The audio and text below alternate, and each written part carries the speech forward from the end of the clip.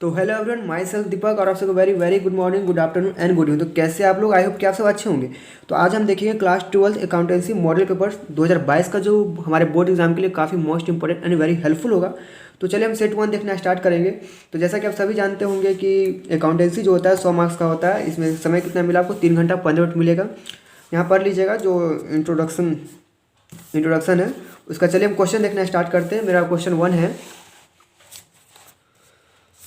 देखिए, एक से लेकर आपको 100 क्वेश्चन रहेगा, उसमें से आपको टिक आउट करना है 50 ही क्वेश्चन। 50 से ज़्यादा नहीं टिक करना है। अगर 50 से ज़्यादा आप टिक आउट करके आ रहे हैं, मान लीजिए 60 करके आ रहे हैं, तो आपका जो काउंटिंग होगा ना वो 50 तक होगा, और आगे इसके आगे जितना भी किया हो उसको छोड़ दिया जाएगा, उसको काउंट नहीं किया जाएगा। तो चलिए हम क्वेश्चन देखना स्टार्ट करते हैं। मेरा सबसे पहला क्वेश्चन है कि विशिष्ट दान है। विशिष्ट दान क्या है? स्पेशल दान पूछ रहा है। तो स्पेशल दान को हम पढ़े जैसा कि इसको किस प्रकार का दान माना जाता है। तो चलिए बताइए क्या होगा। ए पूंजीगत प्राप्ति, या बी आयगत होगा, या ए बी दोनों, या इनमें से कोई नहीं होगा, या नन ऑफ दिस होगा। तो पहला का जो आंसर होगा ना उसको क्या मानते हैं हम? आयगत प्राप्ति मानते हैं। विशिष्ट दान को हमेशा जो हम मानते हैं क्या मानते हैं? आयगत प्राप्ति। तो चलिए क्वेश्चन नंबर सेकंड है। यदि स्पष्ट कुछ न दिया हो तो प्रवेश शुल्क को माना जाता है। देखिए, यदि क्लियर करके नहीं दिया रहे कि प्रवेश शुल्क है क्या, तो आप सिंपली जानते हैं जब भी आप प्रवेश शुल्क दीजिएगा तो उसमें क्या मनी ही नहीं दीजिएगा, पैसा ही नहीं दीजिएगा। ऐसा तो नहीं है कि हम फर्नीचर देंगे और कुछ और भी कुछ देंगे। तो हमेशा क्या देंगे? उसको क्या मानना चाहिए? आयगत प्राप्ति मानना चाहिए। तो 2 का भी जो आंसर होगा क्या होगा? ए होगा। चलिए क्वेश्चन नंबर 3 है। इनमें से कौन सा अलाभकारी संगठन नहीं है? तो इसमें ये पूछ रहा है कि इनमें से कौन सा अलाभकारी संगठन नहीं है जिसका पर्पस लाभ कमाना नहीं हो। तो जल्दी बताइए 3 का जो आंसर होगा वो क्या होगा। तो 3 का आंसर क्या होगा? साझेदारी फर्म। तो चलिए, प्राप्ति एवं भुगतान खाता है। आई होप कि मेरा वीडियो देखे होंगे तो ये सारे कॉन्सेप्ट क्लियर होगा। अगर नहीं देखे तो वीडियो डिस्क्रिप्शन कमेंट बॉक्स में लिंक होगा। ये जितने अकाउंट से पूछते हैं कि अकाउंट्स कितने टाइप्स के होते हैं, ये सब क्वेश्चन मस्ट भी आई है। इस क्वेश्चन को स्टार्ट कर लीजिए, इस क्वेश्चन को और इस क्वेश्चन को स्टार्ट कर लीजिए। ये दोनों क्वेश्चन आपके बोर्ड एग्जाम में रहेगा ही। और ध्यान दीजिएगा, 100 में से आपको 50 को जो एकदम 100% आप कन्फर्म होंगे, जो आपको लगे कि हाँ यही होगा, तो आप उसी को टिक आउट कीजिएगा और ओएमआर शीट में भरिएगा। अगर आप मेरा ओएमआर शीट कैसे भरा जाता है वो वीडियो नहीं देखे तो वो भी वीडियो की डिस्क्रिप्शन लिंक है, तो वहाँ से जाकर वीडियो कंप्लीट वॉच कर लीजिएगा। वो काफ़ी इंपॉर्टेंट है और काफ़ी बदलाव भी हुआ ओएमआर शीट में, इसलिए देखना आपको वेरी इंपॉर्टेंट है। तो बताइए क्या प्राप्ति एवं भुगतान खाता है? व्यक्तिगत खाता है या वास्तविक खाता है, नाम मात्र खाता है, इनमें से कोई नहीं। अगर पता है तो जल्दी से कमेंट कर दीजिए कि 4 का आंसर क्या होगा। तो ये जो है ना वास्तविक खाता है, क्या है? रियल अकाउंट है। रिसिप्ट एंड पेमेंट अकाउंट कौन सा अकाउंट है? तो ये रियल अकाउंट है। क्वेश्चन नंबर 5 है। गैर लाभकारी संस्था में दायित्व पर संपत्तियों की अधिकता को माना जाता है। तो बताइए कि इसका आंसर क्या होगा? पूंजी कोष, या पूंजी, या लाभ, या डी नेट प्रॉफिट, शुद्ध लाभ। तो जल्दी बताइए कि 5 का जो आंसर होगा वो क्या होगा। तो 5 का जो आंसर होगा ए होगा। क्या माना जाता है? कैपिटल फंड माना जाता है। चलिए क्वेश्चन नंबर 6 है। आदर्श चालू अनुपात है। ये पूछ रहा है कि आदर्श चालू अनुपात कैसा होता है। देखिए 2:1 होगा, या B1:2, या 3:2, या 3:4 होगा। तो जल्दी बताइए कि 6 का जो आंसर होगा वो क्या होगा। तो हमेशा आदर्श चालू अनुपात जो होता है ना वो 2:1 के अनुपात में ही होगा, इससे ज़्यादा नहीं होगा। इससे ज़्यादा होगा तो आदर्श चालू अनुपात नहीं कहलाएगा। चलिए, आय व्यय खाता दर्शाता है। ये पूछ रहा है कि इनकम एंड एक्सपेंडिचर अकाउंट में क्या निकलता है? अधिक्य निकलता है, या शुद्ध लाभ निकलता है, या घाटा, या सरप्लस और डिफिसिट निकलता है। तो 7 का जो आंसर होगा वो क्या होगा? 7 का आंसर डी होगा। जब भी हम इनकम एंड एक्सपेंडिचर अकाउंट बनाते हैं तो उसका बनाने का पर्पस ही होता है मेरा कि सरप्लस और डिफिसिट कैसे निकाले और कैसे निकलेगा। तो इसका क्या होगा? डी होगा, सरप्लस एंड डिफिसिट, अधिक्य या घाटा। क्वेश्चन नंबर 8 है। एक निजी कंपनी में सदस्यों की अधिकतम संख्या हो सकती है। तो बताइए कि एक निजी कंपनी में सदस्यों की अधिकतम संख्या कितनी हो सकती है। तो आप जैसा सभी जानते हैं ना, एक निजी कंपनी में ना 2 होगा, 20, 50 क्या होगा? अधिकतम जो होगा ना 200 होगा। मैक्सिमम कितना होगा? 200। चलिए, एक फर्म को दिए गए ऋण पर ब्याज है, इन्वेस्टमेंट है, लाभ है, या चार्ज है, या इनमें से नन ऑफ दिस होगा।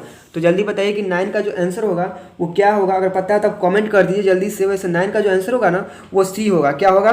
प्रभार है। ये एक तरह का चार्ज है। साझेदारों की पूंजी पर ब्याज है।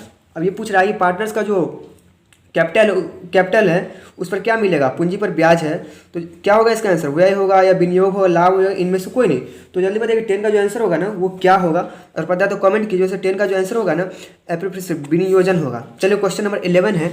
विद्यमान समझौता में विद्यमान साझेदार के लाभ विभाजन अनुपात में परिवर्तन हो सकता है। कब? फर्म का पुनर्मूल्यांकन के समय, फर्म का पुनर्गठन के समय, फर्म के समापन के समय, इनमें से कोई नहीं। तो जल्दी बताइए कि 11 का जो आंसर होगा वो क्या होगा। ये क्या क्वेश्चन पे ध्यान दीजिए कि विद्यमान साझेदार के लाभ विभाजन अनुपात में परिवर्तन होता है। किस कंडीशन में होता है? फर्म के पुनर्मूल्यांकन या फर्म का पुनर्गठन या फर्म के समापन पे। तो 11 का जो फर्म का जो पुनर्गठन करते हैं ना, जिस फिर से नया रूल रेगुलेशन बनाते हैं ना, तो उस समय उसी को हम बोलते हैं फर्म का पुनर्गठन। यानी कि फर्म का जो रूल है उसमें हम बदलाव जो करते हैं, जब बदलाव कर रहे हैं तो हमारे लाभ विभाजन अनुपात ही परिवर्तन होगा ना, तो क्या होगा? साझेदार फर्म का पुनर्गठन होगा। चलिए, लाभ प्राप्ति अनुपात है ये क्वेश्चन मोस्ट वीवीआई, इसको स्टार्ट कर लीजिए, क्वेश्चन रहेगा आपके। तो लाभ परिवर्तन क्या है? लाभ प्राप्ति अनुपात क्या है? इसका फार्मूला पूछ रहा है कि क्या होगा, ये नया अनुपात माइनस पुराना अनुपात या old ratio minus new ratio या sacrificing ratio minus old ratio. तो क्या होगा, हमेशा जो 12 इसका जो फार्मूला होगा ना, क्या होगा? New ratio minus old ratio. अगर आपसे पूछे कि गेनिंग रेशियो बराबर क्या होता है, तो new ratio minus old ratio. क्या होगा इसका? ए होगा। चलिए, क्वेश्चन नंबर 13 है। क्वेश्चन नंबर 13 है कि सामान्य लाभ से औसत लाभ की अधिक्य को कहा जाता है। देखिए, ये क्वेश्चन गुडविल का है। किसका है? गुडविल का। आई होप कि वीडियो मेरा देखे होंगे, अगर नहीं देखे हैं तो all question in one video करके गुडविल का चैप्टर अपलोड है, तो वो देख लीजिए, काफ़ी मोस्ट इंपॉर्टेंट होगा, शॉर्टकट में अच्छे से समझाया गया है। तो ये पूछ रहा है कि सामान्य लाभ से औसत लाभ की अधिकता को कहा जाए। देखिए, जो आपको नॉर्मल प्रॉफिट है और उससे भी एक्स्ट्रा प्रॉफिट हो जाए तो उसको क्या बोलते हैं? अधिलाभ बोलते हैं, अस्थायी या सामान्य या नेट प्रॉफिट। तो उसको सुपर प्रॉफिट या नॉर्मल प्रॉफिट से भी हमको एक्स्ट्रा प्रॉफिट हो गया तो उसको हम क्या बोलेंगे? Super profit. इस क्वेश्चन को भी स्टार्ट कर लीजिए। अगर कहीं कुछ दिक्कत हो तो आप कमेंट करके पूछ सकते हैं, आपको काफ़ी अच्छे से एक्सप्लेनेशन के साथ। व्हाट्सएप पे भी नंबर में रहता है, उस पर आप ग्रुप ज्वाइन करके पूछ सकते हैं।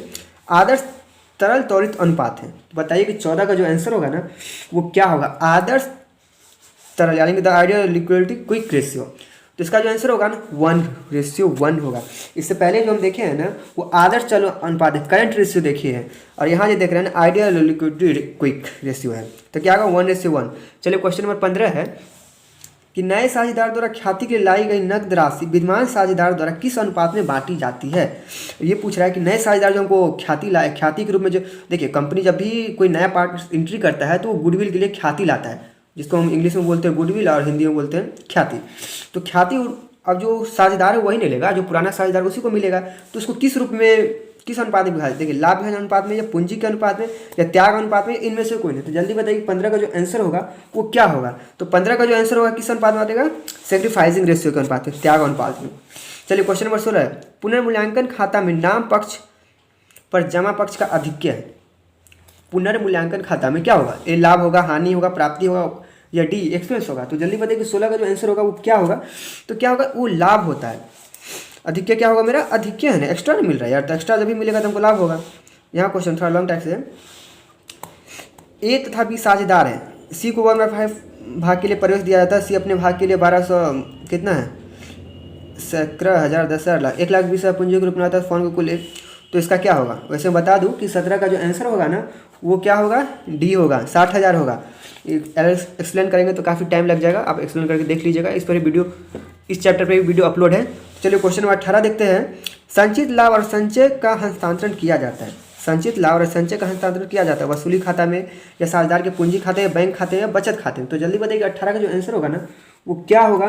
तो हमेशा जो ट्रांसफर किया जाता है ना, साझेदार के पूंजी खाते में ट्रांसफर किया जाता है। चलिए, क्वेश्चन नंबर 19 से मेरा, पुनर्मूल्यांकन खाते के शेष को पुराने साझेदार कि पूंजी खाते में किस अनुपात में हस्तांतरित किया जाता है? पुराने लाभ विभाजन अनुपात में या नए लाभ विभाजन अनुपात में या बराबर अनुपात में या पूंजी अनुपात में? तो जल्दी बताइए कि 19 का जो आंसर होगा मेरा तो क्या होगा? तब जैसा कि सभी जानते होंगे ना, उसको जो ट्रांसफर करते हैं ना हमेशा किस में करते हैं? पुराने लाभ विभाजन अनुपात में। ठीक है, ठीक है। क्वेश्चन नंबर 20 है मेरा, इसको थोड़ा एक्सप्लेन करने वाला क्वेश्चन है, बट मैं यहाँ से पहले से बता दे रहा हूँ कि अमन, राज और शांतनु लाभों को 3:2:1 के अनुपात विभाजित करते हैं। राज अवकाश ग्रहण करता, अमन और शांतनु का नया लाभ विभाजन क्या होगा? तो ये जो है ना इस फार्मूला पे बनेगा, जैसा कि अभी गेनी रेशियो बराबर देखे ये फार्मूला लाभ नहीं, फार्मूला कहाँ गया है? हाँ, यहाँ फार्मूला देखिए, क्वेश्चन नंबर 12 में देखिएगा कि फार्मूला है कि old new ratio minus old ratio. अब इस फार्मूला बन जाएगा। वैसे बता दूं कि 20 का जो आंसर होगा ना वो क्या होगा? बी होगा, 3:1 होगा। तो चलिए हम 21 क्वेश्चन देखते हैं। क्वेश्चन नंबर 21 है, लाभ प्राप्ति अनुपात की गणना की जाती है। देखिए, प्रवेश के समय, अवकाश ग्रहण के समय या फॉर्म के विघटन के समय, इनमें से कोई नहीं। तो जल्दी बताइए कि 21 का जो आंसर है वो क्या होगा? अगर आपको पता है तो जल्दी से कमेंट कर दीजिए कि 21 का आंसर क्या होगा। वैसे बता दूं, ये फॉर्म का जब विघटन होगा ना उसी समय लाभ प्राप्ति अनुपात की गणना की जाती है, फॉर्म के विघटन के समय। ठीक है, अवकाश ग्रहण के समय पुनर्मूल्यांकन लाभ हानि को बांटा जाता है। शेष साझेदार द्वारा, सभी साझेदार द्वारा, नए साझेदार द्वारा, या इनमें से कोई नहीं। तो जल्दी बताइए कि 22 का जो आंसर होगा वो क्या होगा। तो क्या होगा 22 का आंसर, क्या होगा, सभी साझेदार द्वारा। देखिए, साझेदार के अवकाश ग्रहण करने पर संचित लाभ को किसके पूंजी खाते में जमा किया जाता है। देखिए क्या पूछ रहा है, साझेदार के अवकाश ग्रहण करने पर संचित लाभ को किसके पूंजी खाता में जमा किया जाता है। सभी साझेदार को, शेष बचे हुए साझेदार को, अवकाश ग्रहण करने वाले साझेदार को, या इनमें से कोई नहीं। तो जल्दी बताइए कि 23 का जो आंसर होगा वो क्या होगा। तो 23 का जो आंसर होगा ना वो शेष साझेदार द्वारा किसमें किया जाता है, नहीं, सभी साझेदार द्वारा, ऑल पार्टनर्स में। चलिए, मृतक साझेदार को देय राशि का भुगतान डैश उसको किया जाता है। देखिए, मृतक साझेदार मान लो कोई पार्टनर्स वो उसका डेथ हो गया, तो उसका जो राशि वो किसको भुगतान किया जाएगा, पिता को या दोस्त को या पत्नी को, उत्तराधिकारी, यानी कि उत्तराधिकारी जो भी होगा उसका, मान लीजिए पत्नी है या पत्नी को या बेटा है, उसको दिया जाएगा। किसको दिया जाएगा, उत्तराधिकारी। मतलब आप समझ ही रहे होंगे कि 24 का जो आंसर होगा वो डी होगा, उत्तराधिकारी। देखिए क्वेश्चन नंबर 25 है, साझेदारी की संयुक्त जीवन पॉलिसी एक डैश खाता है। तो साझेदार की संयुक्त जीवन पॉलिसी एक डैश खाता है। तो बताइए क्या होगा, नाम मात्र खाता, व्यक्तिगत, दायित्व या संपत्ति। तो जल्दी बताइए 25 का जो आंसर होगा वो क्या होगा। तो जल्दी से कमेंट कर दीजिए। वैसे बता दो ये व्यक्तिगत खाता है। चलिए क्वेश्चन नंबर 26 है, मृतक साझेदार के निष्पादक को देय राशि पर साझेदार की मृत्यु की तिथि से भुगतान की तिथि तक ब्याज दिया जाता है। 8%, 5%, 6%, 7%। तो जैसा कि आप सभी जानते होंगे ना कि 26 का आंसर क्या होगा, आप बहुत अच्छे से बता सकते हैं, वो 6% पे दिया जाता है। वसूली खाता है, रियलाइजेशन अकाउंट है, व्यक्तिगत खाता है, नाम मात्र खाता है, वसूली खाता, व्यक्तिगत खाता, नाम मात्र खाता, वास्तविक खाता, इनमें से कोई नहीं। तो जल्दी बताइए कि 27 का जो आंसर होगा वो क्या होगा। तो 27 का आंसर क्या होगा, वो किस प्रकार खाता है, जल्दी बताइए। ये नाम मात्र खाता है, नॉमिनल अकाउंट है, ठीक। वसूली व्यय को वसूली खाता के किस भाग में लिखा जाता है, एक नाम यानी कि डेबिट साइड में, क्रेडिट साइड में, लायबिलिटी साइड में, या संपत्ति साइड में। तो जल्दी बताइए कि 28 का जो आंसर होगा वो क्या होगा। अगर आपको पता है तो जल्दी से कमेंट कर दीजिए। वैसे 28 का जो आंसर होगा ना उसको हम किस साइड लिखते हैं, तो डेबिट साइड में लिखते हैं, समझ गए। फॉर्म के समापन पर साझेदार के ऋण खाते की राशि को दर्शाया जाता है। वसूली खाता में, साझेदार के ऋण खाता में, साझेदार के चालू खाता में, इनमें से कोई नहीं। तो जल्दी बताइए कि 29 का जो आंसर होगा वो क्या होगा। अगर आपको पता है तो जल्दी से कमेंट कर दीजिए। वैसे 29 का जो आंसर होगा ना क्या होगा, तो साझेदार के ऋण खाता होगा। क्या होगा, साझेदार के ऋण। देखिए, फर्म के विघटन पर अलिखित संपत्तियों से वसूली हुई राशि को किस खाते में जमा किया जाता है, पूंजी खाता में, या रोकड़ खाता में, वसूली खाता में, या पुनर्मूल्यांकन खाता में। तो जल्दी बताइए 30 का जो आंसर होगा वो क्या होगा। तो बता दो 30 का जो आंसर होगा ना वो वसूली खाता, रियलाइजेशन अकाउंट में किया जाता है। क्वेश्चन नंबर 31 है, समता ऋण पत्रों के शोधन के पश्चात ऋण पत्र शोधन संचय को किस खाते में हस्तांतरित किया जाता है, पूंजी संचय खाता, सामान्य संचय खाता, या लाभ हानि में, या सिंकिंग फंड में। तो जल्दी बताइए कि 31 का जो आंसर होगा वो क्या होगा। तो किस में किया जाता है, सामान्य संचय खाता, जनरल रिजर्व फंड में। चलिए क्वेश्चन नंबर 32 है मेरा, कि एक कंपनी में सदस्यों का दायित्व होता है, सीमित होता है, असीमित होता है, स्थिर होता है, परिवर्तनशील होता है। तो जल्दी बताइए कि 32 का जो आंसर होगा वो क्या होगा। बहुत इजी क्वेश्चन है। तो एक कंपनी इसलिए करता है ना कि लोग सीमित होता है, 1% कंपनी में क्या होता है, अनलिमिटेड होता है। चलो क्वेश्चन नंबर 33 है मेरा, 33 है, कंपनी अधिनियम की किस धारा के अंतर्गत अंश कटौती पर निर्गमित नहीं किया जा सकता है। ये सेक्शन 52 या सेक्शन 53 या सेक्शन 54 या सेक्शन 78। तो जल्दी बताइए कि 33 का जो आंसर होगा वो क्या होगा। अगर पता है तो जल्दी से कमेंट कर दीजिए। वैसे क्या होगा, सेक्शन 53 के तहत अंश आवंटन, अवास्तविक खाता है, वास्तविक खाता, या व्यक्तिगत खाता, या रोकड़ खाता। तो जल्दी बताइए कि 34 का जो आंसर होगा वो क्या होगा। तो क्या होगा, व्यक्तिगत खाता है। कंपनी अधिनियम 2013 के अनुसार ऋण पत्र शोधन से पूर्व ऋण पत्र निर्गमन अंकित मूल्य डैश के बराबर राशि को ऋण पत्र शोधन संचय में अवश्य ही हस्तांतरित किया जाना चाहिए। तो जल्दी बताइए कि 35 का जो आंसर होगा वो क्या होगा। और पता है तो जल्दी से कमेंट कर दीजिए। 35 का जो आंसर होगा वो सी होगा, 75% पे। चल नेक्स्ट पेज पे आते हैं। क्वेश्चन 36 है, प्रत्येक कंपनी जिसके DRR बनाना अनिवार्य है वह अगले वर्ष 31 मार्च को समाप्त होने वाले वर्ष के दौरान देय होने वाले ऋण पत्र की राशि कम से कम कितना प्रतिशत प्रत्येक वर्ष 30 अप्रैल तथा बैंक में जमा करेगी तथा विनियोजित करेगी। तो क्या होगा, 36 का आंसर 10% हो गया, 15% या 25% या D 50%। अगर आपको पता है तो जल्दी से कमेंट कर दीजिए कि 36 का आंसर क्या होगा। तो 36 का जो आंसर होगा कितना परसेंट किया जाएगा, तो 15% किया जाएगा। चलिए क्वेश्चन 37, एक संयुक्त पूंजी वाली कंपनी है, एक संयुक्त ज्वाइंट स्टॉक कंपनी है, प्राकृतिक व्यक्ति कंपनी है, या कृत्रिम व्यक्ति है, या साझेदारी, या इनमें से कोई नहीं। तो जल्दी बताइए कि 37 का जो क्वेश्चन का आंसर क्या होगा, अगर पता है तो जल्दी से कमेंट कर दीजिए। हमेशा के जैसा अगर पढ़े, एक कंपनी क्या है, एक आर्टिफिशियल पर्सन है। क्या है? एक आर्टिफिशियल पर्सन। देखिए ऋण पत्र है, ऋण का प्रमाण पत्र है, नकद प्रमाण पत्र है, साख प्रमाण पत्र, इनमें से कोई। देखिए ऋण पत्र है तो ऋण ही ना, ऋण का ही ना प्रमाण पत्र होगा। तो क्या होगा 38 का आंसर क्या होगा, अगर आपको पता है तो जल्दी से कमेंट कर दीजिए। बहुत इजी क्वेश्चन है। 38 का आंसर क्या होगा, ऋण का एक प्रमाण पत्र, लोन सर्टिफिकेट है। चलिए क्वेश्चन नंबर 39 है, ऋणधारी होते हैं कंपनी के ग्राहक, कंपनी के मालिक, कंपनी के लेनदार, इनमें से बताइए। कंपनी के ग्राहक कभी लोन ले सकता है? नहीं। कंपनी का मालिक लोन लेगा अपने आप से? नहीं। कंपनी के लेनदार या इनमें से कोई नहीं। तो जल्दी बताइए, आप दिमाग लगाइए, थोड़ा सा कॉन्सेप्ट लगाइए और आपको आंसर बहुत ईजी से मिल जाएगा। तो क्या होगा 39, कंपनी के लेनदार। लाभांश डैश पर दिया जाता है, लाभांश डैश पर दिया, अधिकृत पूंजी पर, निर्गमित पूंजी पर, मांगी गई पूंजी पर या चुकदा पूंजी पर। जल्दी बताइए 40 का जो आंसर होगा ना वो क्या होगा, अगर पता है तो जल्दी से कमेंट कर दीजिए। वैसे 40 का जो आंसर होगा ना वो चुकदा पूंजी पर। जब आप लाभांश आपको तभी ना जब पेडअप दी जाए कैपिटल, तभी तो। ऋण पत्र, ऋण क्षमता अनुपात है, देखिए तरल अनुपात है, शोधन क्षमता अनुपात है, क्रियाशील अनुपात है या संचालन अनुपात है।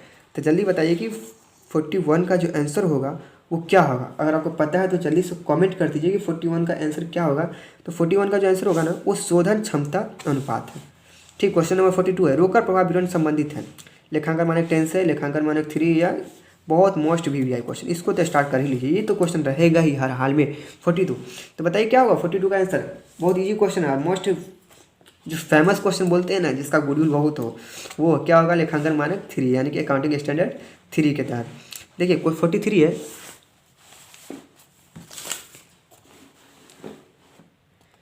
43 है मेरा कि ऋण पत्रों का अधिमूल्य पर निर्गमन है, सामान्य लाभ, पूंजीगत हानि या पूंजीगत लाभ या सामान्य लाभ।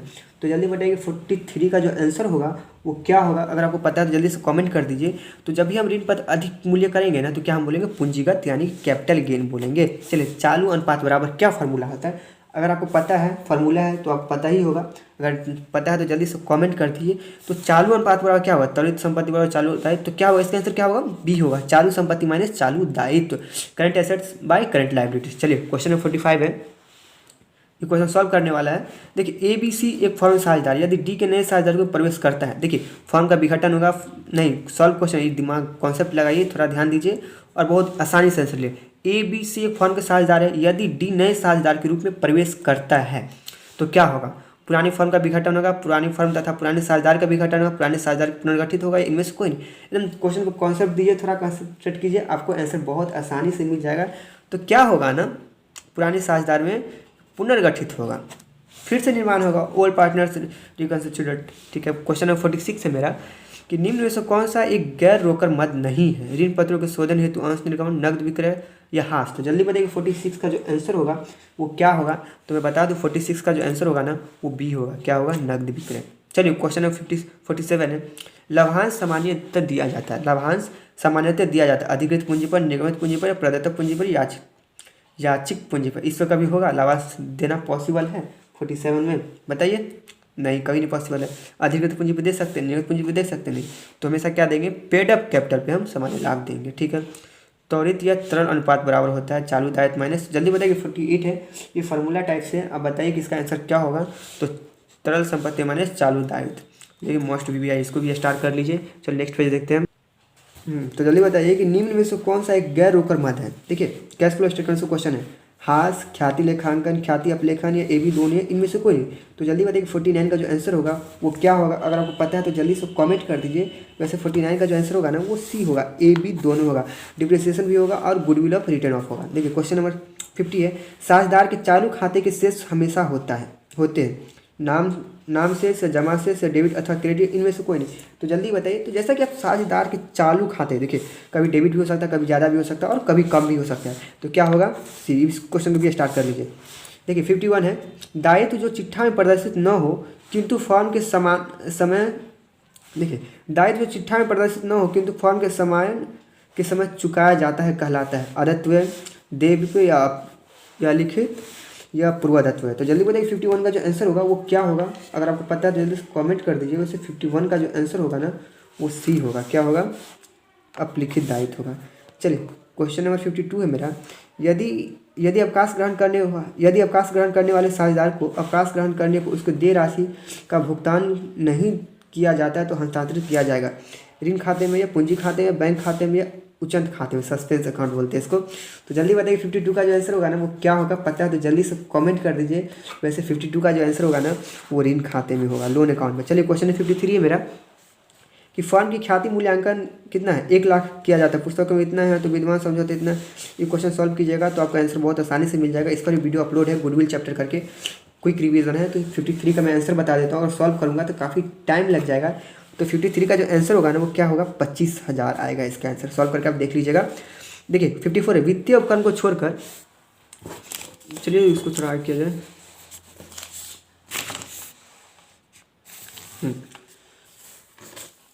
वित्तीय उपकरण को छोड़कर अन्य के द्वारा प्राप्त लाभांश को रोकड़ प्रवाह में विवरण में दिखाया जाता है। संचालन क्रिया में, निवेश क्रिया में, वित्तीय क्रिया में, या इनमें से कोई नहीं। तो जल्दी बताइए 54 का जो आंसर होगा वो क्या होगा, पता है तो जल्दी से कमेंट कर दीजिए। 54 का क्या आंसर होगा, निवेश क्रियाओं में। अरे निवेश क्रियाओं, इसमें निवेश क्रिया दोनों में सेम ऑप्शन है। वित्तीय उपकरण को छोड़कर अन्य के द्वारा ब्याज किया गया भुगतान रोकड़ प्रवाह विवरण दिखाया जाता है। संचालन क्रिया में या निवेश क्रिया में, वित्तीय क्रिया में, या इनमें से कोई नहीं। जल्दी बताइए 55 का जो आंसर होगा वो क्या होगा। तो इसका जो आंसर होगा ना वित्तीय क्रियाओं में होगा, निवेश क्रिया में था और यहाँ वित्तीय क्रिया में होगा। चलिए सेबी के अनुसार न्यूनतम अभिधान अंशों के आवंटन से पहले निर्गमित अंश डैश अवश्य होना चाहिए। जल्दी बताइए 56 का जो आंसर होगा वो क्या होगा। अगर आपको पता है तो जल्दी से कमेंट कर दीजिए। फिर 56 का जो आंसर होगा ना वो 100%, 90% या 20% क्या होगा। सेबी ये 56 का क्या होगा आंसर, पता है तब कमेंट कीजिए। वैसे क्या होगा 100% पे होगा। चलिए क्वेश्चन 57, एक नई कंपनी अपने अंशों का निर्गमन नहीं कर सकती कटौती पर, प्रीमियम पर, सम मूल्य पर, अंकित मूल्य पर। तो जल्दी बताइए कि 57 का आंसर क्या होगा। देखिए आपका एक नया कंपनी है, क्या आप नया कंपनी खोले, डिस्काउंट देना, जो मूल्य है सम मूल्य जो मेन प्राइस है उस पर भी आप डिस्काउंट दीजिएगा तो नहीं ना, सम मूल्य पे। देखिए क्वेश्चन 58 है, वित्तीय उपकरण द्वारा प्राप्त लाभांश को रोकड़ प्रवाह विवरण में किस क्रिया के अंतर्गत दर्शाया जाता है। संचालन क्रिया, निवेश क्रिया या वित्तीय क्रिया, इनमें से कोई नहीं। जल्दी बताइए 58 का जो आंसर है वो क्या होगा, पता है तो जल्दी से आप कमेंट कर दीजिए कि 58 का आंसर क्या होगा। तो वैसे बता दीजिए 58 का जो आंसर होगा ना संचालन, ऑपरेटिंग एक्टिविटी में होगा।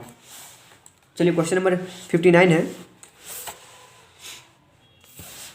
क्वेश्चन नंबर 59 है कि आयकर के भुगतान को वर्गीकृत किया जाता है संचालन क्रिया में, निवेश क्रिया में या वित्तीय क्रिया में, इनमें से कोई नहीं। तो जल्दी बताइए 59 का जो आंसर होगा वो क्या है। अगर आपको पता है तो जल्दी से कमेंट कर दीजिए 59 का आंसर। वैसे 59 का भी आंसर क्या होगा, ऑपरेटिंग एक्टिविटी में आएगा, संचालन क्रिया के रूप में वर्गीकृत किया जाता है। कंपनी का उदाहरण है Bharat and Sons, Gupta and Sons या जियो या इनमें से कोई नहीं। तो जल्दी बताए, बहुत ईजी क्वेश्चन, थोड़ा सा कॉन्सेंट्रेट कीजिए ध्यान और आपको बहुत आसानी से मिल जाएगा आंसर। तो क्या ये सब छोटा मोटा ना दुकान टाइप से हुआ, तो क्या है जियो एक कंपनी जो आप लोग भी यूज करते होंगे जियो का सिम। चलिए जैसा कि अभी काफ़ी ज़्यादा प्राइस बढ़ा दिया गया है रिचार्ज का। पूंजी कोष की गणना की जाती है आय माइनस व्यय में या फिर संपत्ति माइनस दायित्व में या पूंजी प्लस दायित्व में या इनमें से कोई नहीं। तो जल्दी पता है कि 61 का आंसर क्या होगा, पता है तो जल्दी कमेंट कर दीजिए। वैसे 61 का जो आंसर होगा ना वो संपत्ति माइनस दायित्व में होगा। चलिए प्राप्ति एवं भुगतान खाता सामान्य दर्शाता है। यहाँ ये पूछ रहा है कि रिसिप्ट एंड पेमेंट अकाउंट क्या निकलता है, उसे अधिक क्या निकलता है या रोकड़ कैश या नेट प्रॉफिट निकलता है। तो जल्दी बताइए कि 62 का आंसर क्या होगा। आप बनाए भी होंगे और बहुत आसानी से कमेंट कर दीजिएगा, तो कमेंट जल्दी से कर दीजिए। वैसे इसका जो आंसर आएगा क्या होगा, कैपिटल फंड निकलता है रिसिप्ट एंड पेमेंट अकाउंट बनाने से। चलिए नेक्स्ट पेज पे आते हैं। तो क्वेश्चन नंबर 63 है, निम्न में से कौन सी मद प्राप्ति एवं भुगतान खाते में जाएगी। आदत वेतन, हास या आजीवन सदस्य शुल्क, उपार्जित हुए। अब बनाए होंगे ना रिसिप्ट एंड पेमेंट अकाउंट, और इसमें बहुत अच्छे से डिफरेंस वाला वीडियो अपलोड है जो कि काफ़ी मोस्ट इंपॉर्टेंट है और आपके बोर्ड एग्जाम में वो मोस्टली रहेगा ही रहेगा।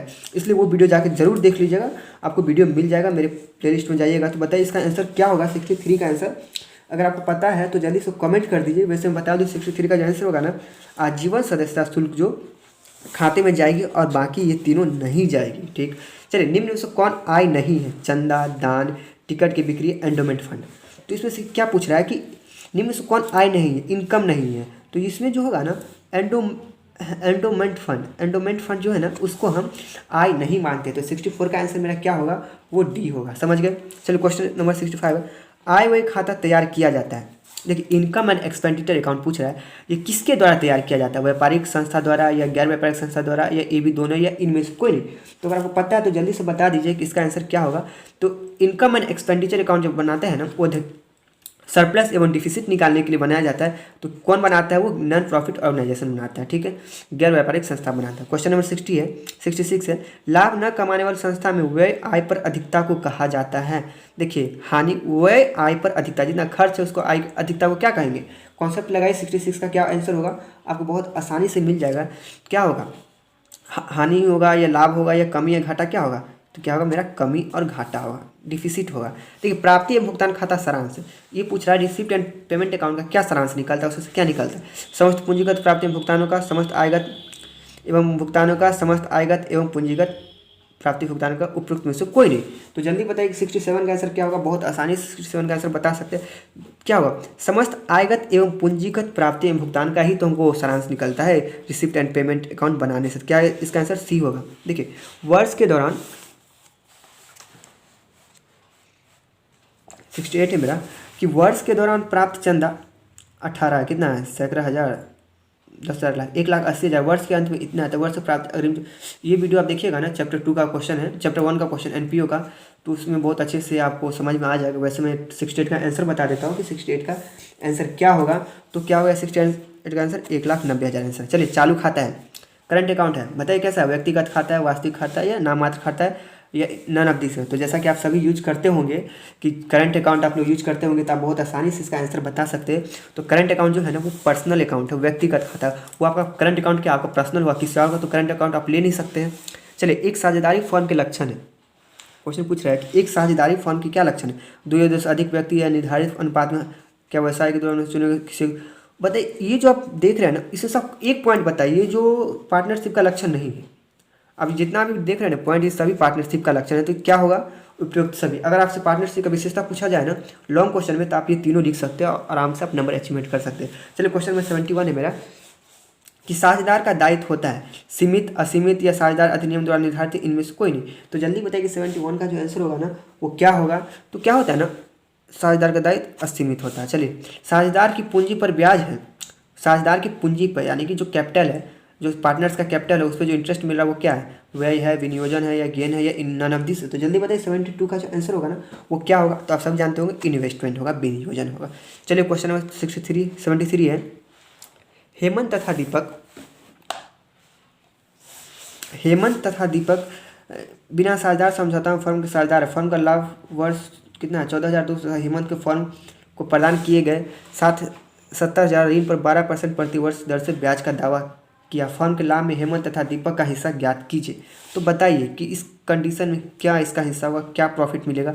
वैसे मैं आंसर बता देता हूँ, आप सॉल्व कर लीजिएगा, इस पर डिटेल में वीडियो अपलोड है। तो जल्दी मैं बता दूँ, 73 का जो आंसर होगा ना, वो क्या होगा? 5,000 तथा 9,200। चलिए, साझेदार का फर्म से संबंध होता है स्वामी का, एजेंट का, स्वामी एवं एजेंट का, या प्रबंधक का। तो जल्दी बताइए कि 74 का जो आंसर होगा वो क्या होगा? बहुत ईजी है। किसका साझेदार पार्टनर जो होता है ना, उसका किस रूप में संबंध होता है? तो स्वामी एवं एजेंट, ओनर और एजेंट के रूप में होता है। चलिए, आगे देखते हैं।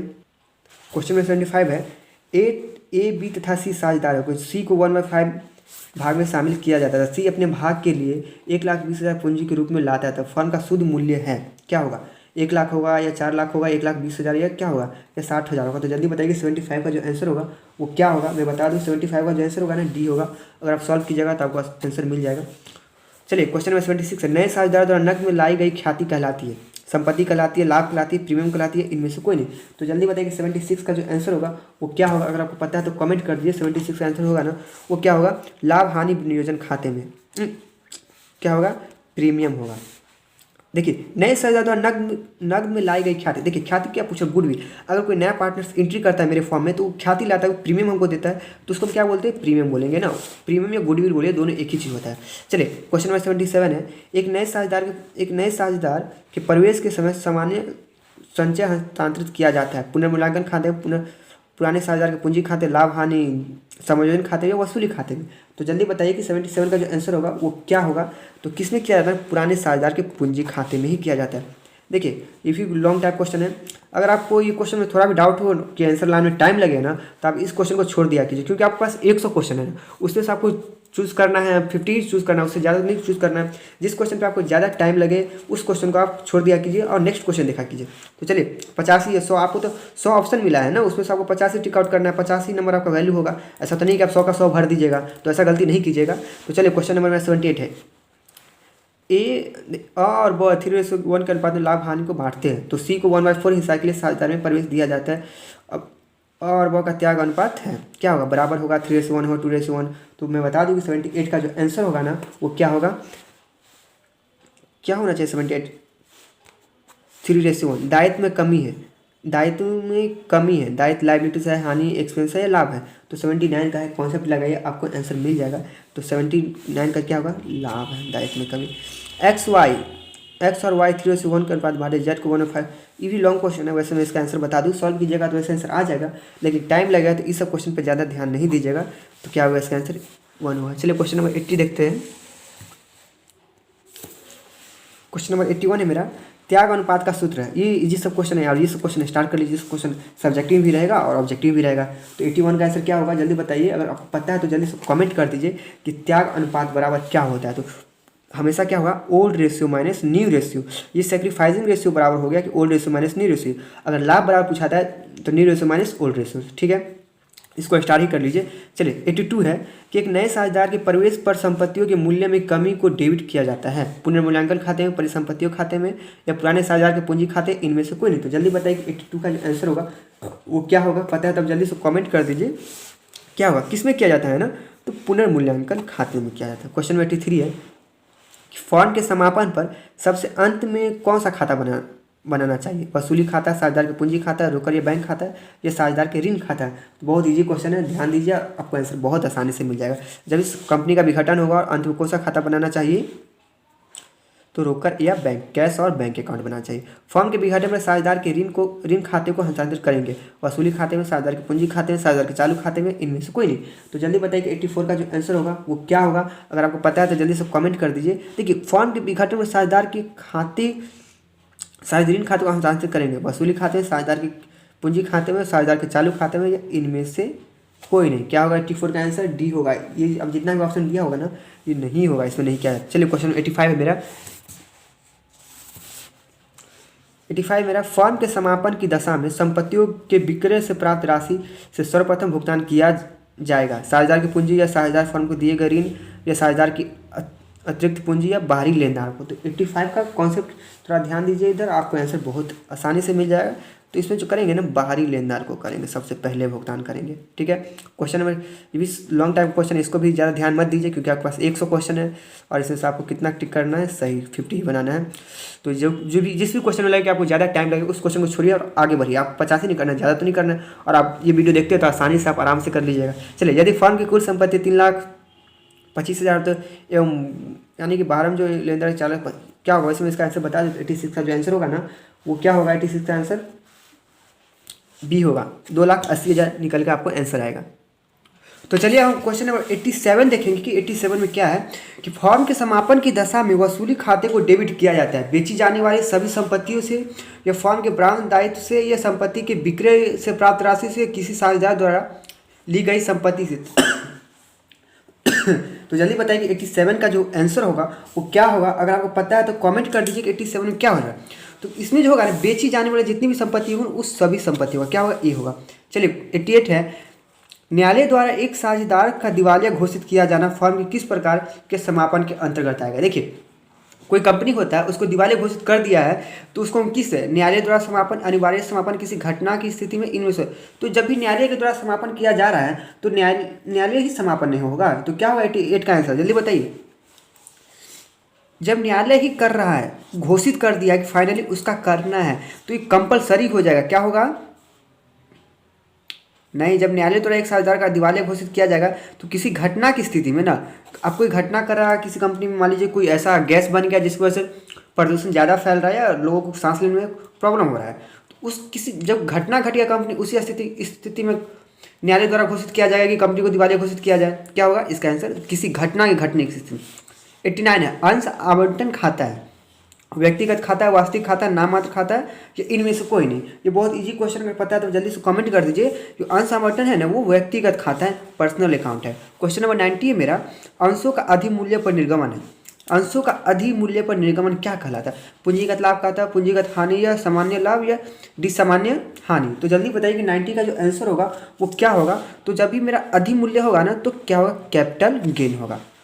चलिए क्वेश्चन नंबर 91 है मेरा कि एक कंपनी अपने अंशों को प्रीमियम पर भारतीय कंपनी अधिनियम 2013 की धारा किसके अंतर्गत जारी करता है? 78, 79 या 52 या 53? तो 91 का आंसर क्या होगा पता है तो जल्दी से कमेंट कर दीजिए।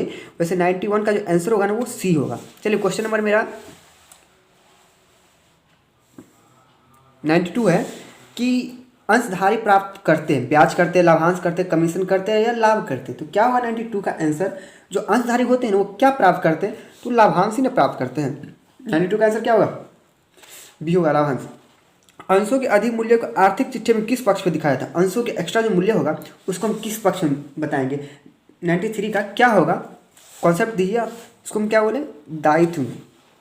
क्या होगा इसका आंसर? भी कंपनी प्रतिभूति प्रीमियम का प्रयोग कर सकती है संपत्ति का पुनर्मूल्यांकन करने में होने वाली हानि को अपलिखित करने में, या पूर्व। क्या होगा 94 का आंसर? क्वेश्चन काफ़ी लॉन्ग टाइम से आंसर दिया हुआ है, तो क्या होगा? पूर्ण प्रदाता बोनस का। क्या होगा? बी होगा।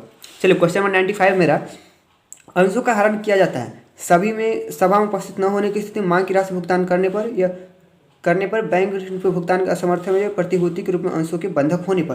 तो 95 का जो आंसर होगा वो क्या होगा? देखिए, मांग की राशि न भुगतान करने पर हरण, अंशों का हरण कर, मतलब क्या? मान लीजिए कि आप मोबाइल किस्त पे लिए और मोबाइल का पैसा नहीं चुका रहे तो कंपनी क्या करे? आपका मोबाइल ले लेगा, या आपका गाड़ी, ज़्यादातर लोग गाड़ी किस्त पे लेते हैं। अगर नहीं किस्त चुका पाता है तो गाड़ी को हम ले लेते हैं। किस कंडीशन में? जब उसका राशि का भुगतान नहीं करेंगे। चलिए क्वेश्चन नंबर 96 है, शून्य कूपन ब्रांड निर्गमित किए जाते हैं शून्य बाजार द्वारा, पूर्व निर्धारित बाजार द्वारा, बिना पूर्व निर्धारित बाजार द्वारा, उपरोक्त में से कोई नहीं। तो जल्दी बताइए कि 96 का जो आंसर होगा वो क्या होगा। तो 96 का जो आंसर होगा ना, बिना पूर्व निर्धारित ब्याज द्वारा। चलिए क्वेश्चन नंबर मेरा 97 है। क्वेश्चन नंबर 97 है, ऋणधारी को मिलता है। देखिए, जो ऋणधारी होगा उसको क्या मिलता है? लाभांश मिलेगा, ब्याज मिलेगा, या लाभांश और ब्याज दोनों मिलेगा। तो बहुत इजी क्वेश्चन है, कॉन्सेप्ट लगाइए, आपको बहुत आसानी से 97 का आंसर मिल जाएगा। तो क्या उसको क्या मिलता है? ब्याज ही ना मिलेगा। अब हम उसको ऋण भी दे रहे हैं, उसको लोन भी दे रहा है, उसको प्रॉफिट भी देंगे? ऐसा तो नहीं होगा, उसको ब्याज ही देंगे। चलिए क्वेश्चन नंबर 98 है, ऋण पत्र को निर्गमन पर हानि या कटौती को सामान्य डैश में अपलिखित किया जाता है। 5 वर्ष, 15 वर्ष, या 10 वर्ष, या ऋण पत्र के जीवन काल के अंदर। तो क्या बताइए? सेकंड लास्ट क्वेश्चन है, इसका आंसर आप कमेंट कर दीजिए। क्या होगा? ऋण पत्र के जीवन काल के अंदर। ये जो मेरा क्वेश्चन है सेकंड लास्ट क्वेश्चन है, ये भी लॉन्ग है, इसको छोड़ ही दीजिए। देखिए, छोड़िए इसको, बहुत क्वेश्चन आपको मिल जाएगा। चलिए, ऋण पत्र प्राय कंपनी की संपत्ति पर क्या होता है? डैश है। क्या डैश है? सुरक्षित होते हैं, या रक्षित रहते हैं, अंशतः रक्षित, अर्धरक्षित। बताइए क्या होगा? इसका जो आंसर होगा ना वो रक्षित होते हैं। तो आई होप कि आपको अच्छे समझ में आ गया होगा। अगर कहीं डाउट है, कुछ प्रॉब्लम है तो आप कमेंट करके पूछ सकते हैं। And thanks for watching. अभी तक मेरा बिजनेस स्टडी का भी मॉडल पेपर वीडियो अपलोड कर दिया गया। अगर आप सब्जेक्टिव का भी वीडियो देखना चाहते हैं तो कमेंट कीजिए, और अपने चैनल को लाइक कीजिए और सब्सक्राइब कीजिए, और अपने दोस्तों को भी शेयर कीजिए। Thanks for watching.